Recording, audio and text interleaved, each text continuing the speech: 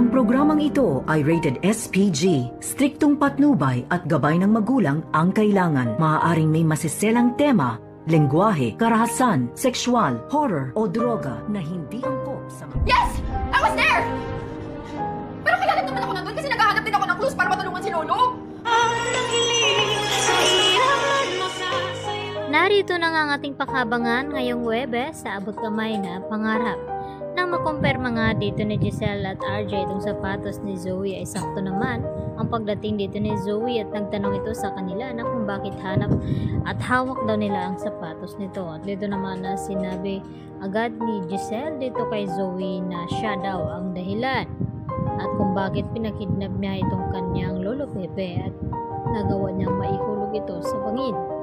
At syempre ang ginawa naman dito ni Zoe ay todo tanggi sa mga paratang na ibinabato nga ni Giselle sa kanya. At maya-maya nga dito rin na inamin ni Zoe sa kanila na oo, I was there. Dahil nandun din daw siya upang naghahanap siya ng closure kung nasaan nga daw itong kanyang lolo Pepe. At hindi daw niya alam na kung paano natanggal sa kanyang sapatos ang ganong disenyo.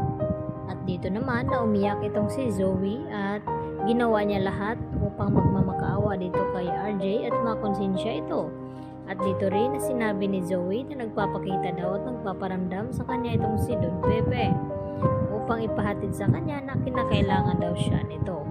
At hanggang sa pag-iyak naman ang ginagawa dito ni Giselle dahil tila nagigilty nga ito sa ginawa niyang pambibintang dito kay Zoe dahil sa paawa effects ni Zoe dito sa kanila na sana raw magkapalit sila ni Don Pepe at siya na lamang ang nandun sa ICU at mawala at makumatos. At awang-awa naman ang kanyang ama na si RJ dito nga kay Zoe. Samantala, ipinaalam naman agad ni Giselle at RJ dito kay Annalyn Santos ang tungkol sa nakita nilang sapatos dito kay Zoe. At sinabi rin dito ni RJ ang tungkol sa sinabi ni Zoe na nandun din daw siya nang matagpuan itong si Lolo Pepe. At dito naman na sinagot ni Annalyn ito at sinabi dito sa kanyang ama na nagsisinungaling ito si Zoe dahil hindi nga daw nila nakita dito ni Doc Lyndon Javier itong si Zoe na naroon. Dahil tanging dalawa lamang, si Lyndon at itong si Annalyn ang nandoon nang matagpuan nga itong si Lolo Pepe. At dito naman nagkaroon na naman ulit ng hinala itong si Giselle na sa tingin nito ay nagsisinungaling nga at malakas pa rin ang kutob ni Giselle na may kinalaman pa rin itong si Zoe sa nangyari nga dito kay Don Pepe. At isa na lamang ang kanilang ipinapanalangin ngayon na sana makarecover na nga itong si Lolo Pepe nang sa ganun ay masabi na ni Lolo Pepe na kung sino ba talaga ang mastermind sa pagkidnap nga dito sa kanya. Samantala, narito din ang ating iba pa na pagkaabangan dahil magpapakita na nga itong ang anak di umano ni Giselle at makilala nga ito ni Annalyn Santos at nagtanong nga itong si Justin na kung si Annalyn nga ba itong kanyang kausap ngayon at ito nga ba ang illegitimate na anak dito ni RJ.